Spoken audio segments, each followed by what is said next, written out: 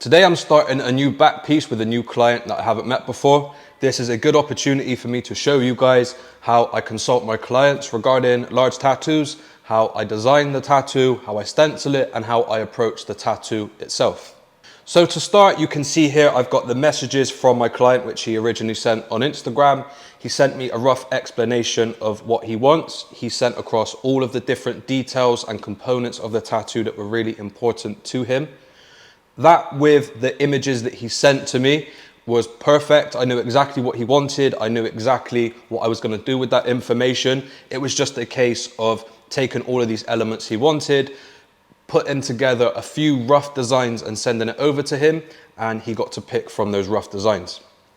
So you can see he wanted the ferryman, which is kind of like a Grim Reaper type figure. He wanted the gravestone with initials into it, and he also wanted the crow swooping in. He told me a little bit about why he was getting the tattoo and what it symbolized to him, which really helped me figure out what story I was trying to tell when I was putting the design together. One thing I'll always get to do is get my client to send me a picture of the body part that they want to get tattooed. So in this case, the back. Everybody is different. Your size, your shape, your proportions are different. So being able to design a tattoo straight onto the client's back or arm or leg, wherever you're tattooing, it's going to help you get familiar with the proportion and help you design. So starting off with the image of the back, something I like to do, a trick they use in photography and videography. If you ever seen on your camera that little grid pop up where they split it into 9 parts, that's called a rule of thirds. And we use that guideline to basically help us position certain elements of the tattoo. We don't have to stick exactly to these lines. They're just a really nice way of breaking up the canvas that you're working on to try and help understand and simplify where to put things.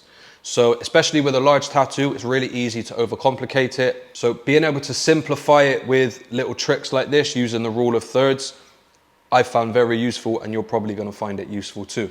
So concept number 1, he wanted some lyrics in the tattoo. He said he could pretty much take or leave the lyrics. He would get the lyrics elsewhere if they weren't in the back piece. So I sent across this initial sketch which had the script in it.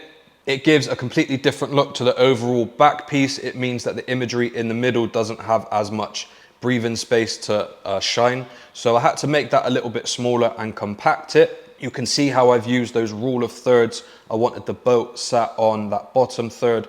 I wanted the head and the crow on the top third. I'm just using these shapes and proportions for balance, for flow, and just so that the overall design can be kept simple.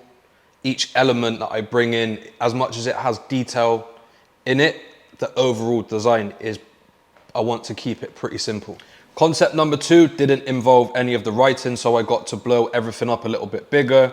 So every design that I did, it wasn't that different. I was just slightly changing some of the elements just to figure out, you know, did he want the skulls in the background? Does he like the moon and the clouds? And so being able to just go through these rough sketches and send it over to the client, first of all, you don't waste a bunch of time refining a design that you haven't kind of confirmed the concept yet. So for me, I don't spend too much time on the concept.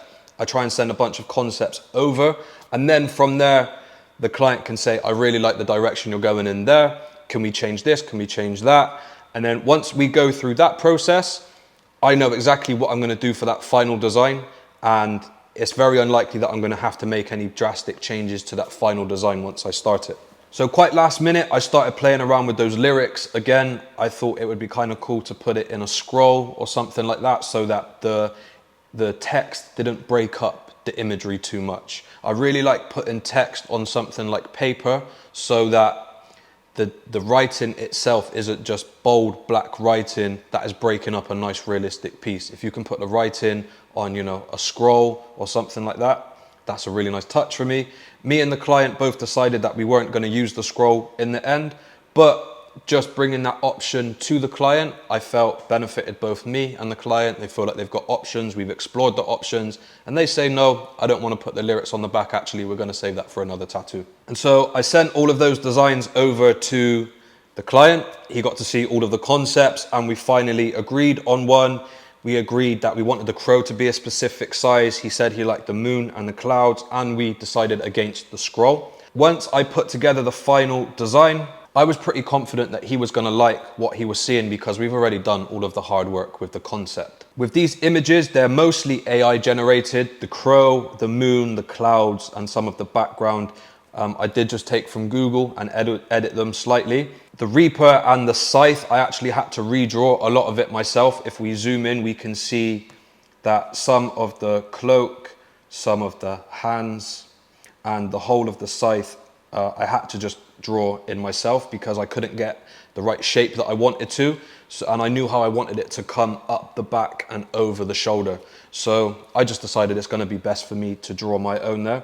So this is a mixture of Google Images, AI, and my own drawing. So I'm very confident that my client is going to get a custom tattoo. Every element has a personal touch to it for my client. We've gone through quite a bit of talking. We've gone through the concept and we've ticked every box as we've gone along. We haven't wasted any unnecessary time. We've got to know the design very well. And we're ready to start today and I'm excited to do it.